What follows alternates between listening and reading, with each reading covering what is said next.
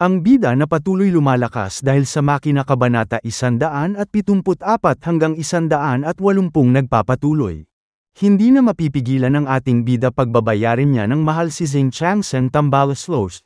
Wala nang ibang maisip si Holy Son kundi pakawalan ang halimaw, pinakawalan na nila ang aso na may dalawang ulo, agad nitong inatake ang sinasakyan ng ating bida, nagsabi si Cecilia na siya na ang bahala. Ginamit nito ang kanyang spiritual power, pinagpawisan tuloy ang betlog ni Holy Son, tumigil sa pag-atake ang aso na may dalawang ulo, at si Holy Son ang kinain nito kasama ang bata niya. Nagulat tuloy si Liu Ping sa ginawa ng aso na may dalawang ulo, kinaban nito buti na lang kontrolado na ito ni Cecilia bilang bagong alaga niya. Ngayon tapos na ang problema nila sa bahay ni Lolo Oras na para atakihin ang Laboratory 4 habang hindi pa handa sina Zheng Changsen Tambaluslos. Pumunta na ang grupo ni Liu Ping sa North Caloocan Base, hindi pa daw dumarating ang sundo nila, may sumisilip sa kanila mula sa likod. Nakaramdam ng panganib ang ating bida kaya kusang gumalaw ang octopus na kamay, ginapos ito ng ating bida gamit ang octopus na kamay, nagpakilala ito na sundo nila ang anak ni Brigadier Commander, mas lalo daw lumakas si Liu Ping, pwede na itong pumasok sa laboratory, tinanong nito kung nakakatakot ba ang lugar. Nagtalo daw si Zheng Changsen Tambaluslos at ang military kaya pinatawag nito ang 4th team para magbantay sa Research Institute. Pumunta ng abroad si Zheng Changsen Tambaluslos dahil sa business, ito daw ang tamang panahon dahil ang 4th team lang ang bantay dito, sila daw ang mga pasaway na bata ni Zheng Changsen Tambaluslos at malupit na tauhan. Hindi daw nila alam mga kakayahan nito dahil patay lahat ng nakakita nito. Kahit gaano pa daw sila kalakas, kailangan niyang makuha ang gamot para sa kapatid niya. Nabigla siya dahil may kapatid ang ating bida, sabay pinakilala niya ito. Nagulat tuloy si Liu Ping dahil nawawala na naman ang kapatid niya, hindi alam kung saan gumala. Sa loob ng Research Institute sa processing room, nagtatago ang dalawa, may nangolekta ng maliit na itlog, tumutubo sa mga katawan ng mga bata, nag-ingay yung bata, sabay tinakpan ng bibig nito baka marinig sila ng demonyong hayop na kalapit na pala ito, at sinaksak niya sa likod ang kawawang si Manong, sabay hinayla ito palabas. Nagdasal ang bata na iligtas siya dahil ayaw pa niyang mamatay. At dumating sa harap niya si Sintong, tinanong nito kung kasama si Sintong na pasyente dahil ngayon niya lang ito nakita. Nagbigay ng hudyat si Sintong na gutom na ito, hinawakan ng bata si Sintong sa kamay, sabay tumakbo sila dahil parating na daw ang demonyong hayop, mayroon daw silang daanan sa harap, kailangan lang nilang makapasok dito. Pumasok na sila sa isang makipot na daan, ito daw ang daanan nila para makahanap ng pagkain, konektado nito ang buong Laboratory 4. Marami daw silang pwedeng mapasokan na kwarto na may mga survivor na nagtatago. Pagbukas niya agad bumungad sa kanila ang maraming aswang, agad itong binigyan ng malakas na sipa ni Sintong, nagalit yung ibang aswang kaya kinuyog nila si Sintong, pinatikim sila ni Sintong ng goma-goma numi, napasabi na lang yung bata na isa daw mutant si Sintong, kakaiba ang mata ni Sintong kaya natakot siya, sabay tumunog ang tiyan nito dahil gutom na siya. Binigyan nito ng pagkain si Sintong, isang bread na madumi maraming bakterya. Ito lang daw ang pagkain niya na pinaghirapan nilang makuha, sa susunod na lang daw siya kakain pag mayroon na. Naalala ni Sintong ang payo sa kanya ng kanyang kuya na dapat mapagbigay din siya. Ipinakita ni Sintong ang lahat ng pagkain nito sabay ibinigay sa bata.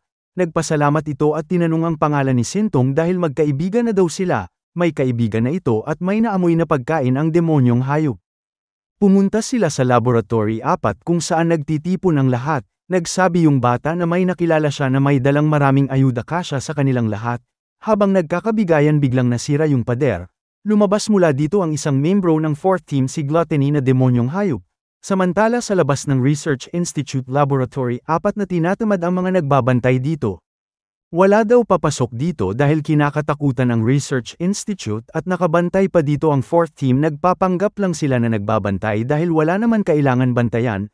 Nagulat sila dahil may pumasok na halimaw, gusto daw mamatay ng bida-bida, mali ang pinasok nitong bahay, nagwawala na sa labas ng Laboratory 4 ang halimaw na aso na may dalawang ulo, samantala si Gluttony nahanap niya na kung saan nagtatago ang mga bata, kakaiba daw ang amoy ni Sintong. Inatake nito si Sintong, bigla naman lumabas ang cursed energy sa katawan niya para pumalag, nagulat si Sintong dahil hinayla siya, tumakbo daw sila dahil isang halimaw na demonyong hayop din nila kayang talunin. Hindi daw sila makakatakas dahil alam nito ang amoy nila. Samantala sa monitoring room pinapanood nila si Gluttony, nahanap nito ang mga nakatakas na bata. Kasalukuyan niyang hinahabol ito habang nakaupo ang leader ng 4th team, si Lust, isang S-level mutant. Nakilala nila ang hinahabol nito, ang kapatid ng ating bida, Nagsabi naman yung mga call center agent na pinasok sila mula sa harap ni Liu Ping, pinatay nito yung babae sablay daw ang plano ni Zheng Changsan Tambaloslos, hindi daw maasahan ang binayaran nito para wakasan ang bahay ni Lolo, pogi daw ang ating bida pinag-utos nito na hulihin siya. Gusto daw nitong kainin ang talong nito at naglalakad sina Liu Ping, mala Imperno daw ang lugar naghiwalay sila ng grupo para mahanap agad si Sintong. Pagbukas nito ng pinto ay bumungad sa kanya ang maraming sundalo ng Research Institute sumuko na daw ito habang maaga pa. Tinanong nito kung nasaan ang kapatid niya ilabas daw nila.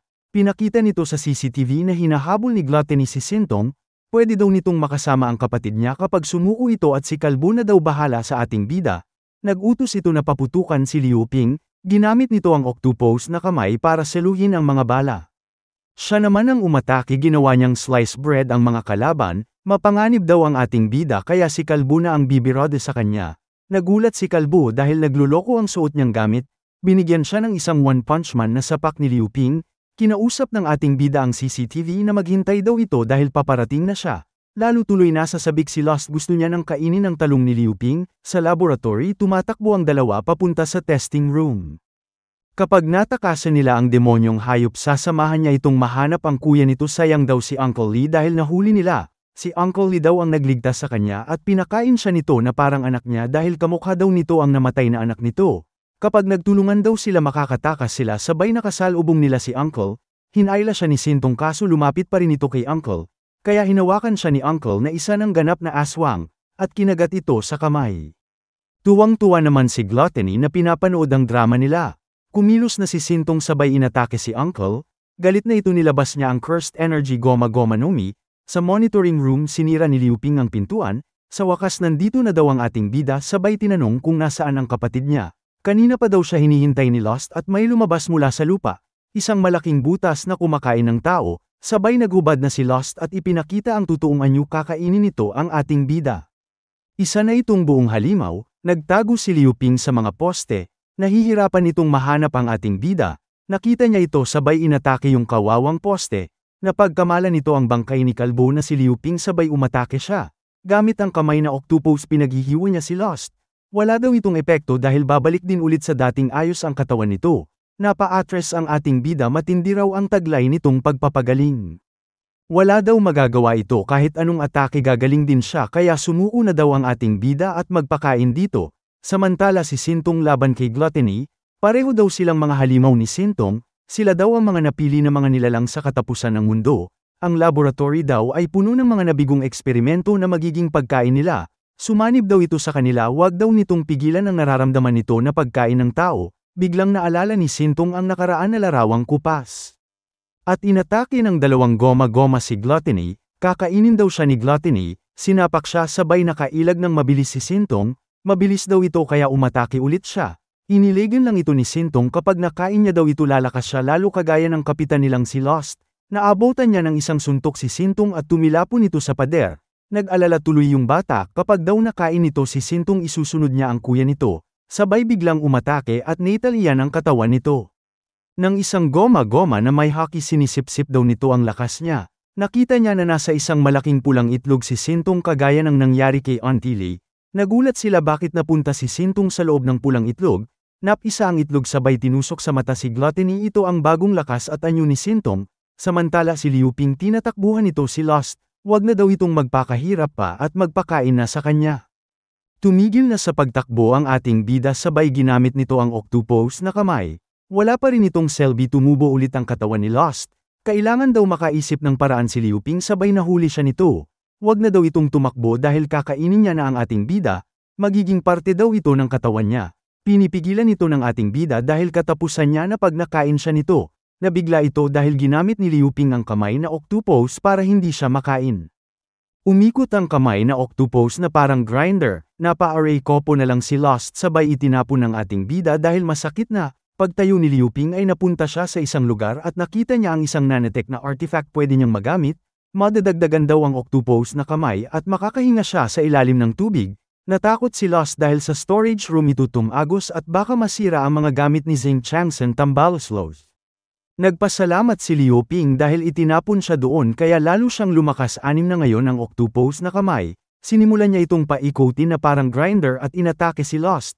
Hindi na ito kinakaya ng regeneration ability ni Lost kapag dumating daw si Gluttony kayang-kaya nitong sirain ang octopus na kamay, biglang nasira ang pader at lumabas dun si Gluttony na pa-aray ko po ito. Kasunod naman ang anino ni Sintong, mas lalo na itong lumakas dahil sa awakening stage ng cursed energy. Tinapos nito si Gluttony na ayat na parang hindi pinakain ng 1 taon, takot na takot siya kay Sintong dahil ramdam niya ang lakas ng enerhiya na nagmumula rito isang abyssal mutant hari ng mga spiders. Pakawalan daw siya nito dahil kagaya niya ang pinapangarap ni Zing Changsen Tambaloslos na perpektong resulta ng Research Institute, sinipsip nito ang lakas ni Lost na patanong si Liu Ping anong nangyayari sa kapatid niya.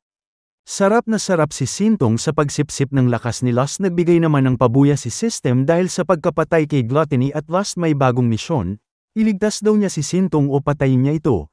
Ginamit ni Sintong ang goma-goma para talian ang ating bida at nilapit ito sa kanya. Inamoy nito kung anong pabango ni Liu Ping sabay nahilo siya sa baho nito. Sumasakit na naman ang ulo ni Sintong, tinawag siya ng ating bida at bumalik ito sa pagiging tao. Binuhat siya ni Liu Ping kailangan daw nitong mahanap ang bakuna sa kapatid niya. Nakita sila ng bata, tinanong kung sino ito, nagpakilala naman siya na kuya ni Sintong, nagpakilala naman yung bata na si Ling sabay nagpasalamat. Tinanong ng ating bida kung nasaan ang lagayan ng mga bakuna, sinamahan sila ni Ling sa storage room. Nakarating na sila sa storage room, hindi daw nito alam paano gumawa ng bakuna, nagpasalamat si Liu Ping, siya na daw ang bahala dito.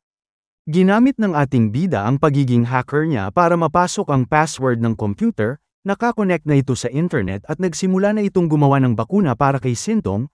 Nakagawa na ito ng bakuna sabay tinurukan si Sintong, may tumawag at nagsabi si Liu Ping na sumama daw sila sa kanya para tumakas. Nagbabala si System na parating na si Zing Changsen Tambaloslos at malalaman nito na pinasok ng magnanakaw ang Research Institute.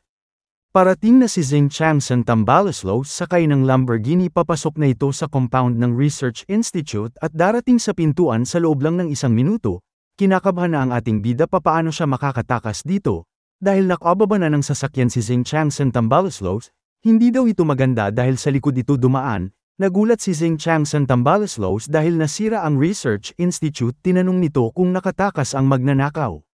Sinira nito ang laboratory at pinatakas ang mga bata, sabay ninakaw ang data nila. Magaling daw ang taong ito. Tumatakas sina Liu Ping gamit ang portal, buti na lang daw ay gumawa na siya ng portal bago magkagulo, nilagay niya ito sa kanal para hindi mahalata. Kahanga-hanga daw, sabay may nakita sila sa screenshot na magugustuhan ni Zing Changsen Tambaloslos. Si Sintong ang ikalawang perpektong mutant na sumunod kay Scarlet Queen, pero bata pa ito at hindi pa gaano kalakas kaya ito ang tatargetin nila. At dito nagtatapos ang Kabanata 174 hanggang 180. Maraming salamat po sa panunood nyo, mag-subscribe para laging updated sa buhay ni Liu Ping.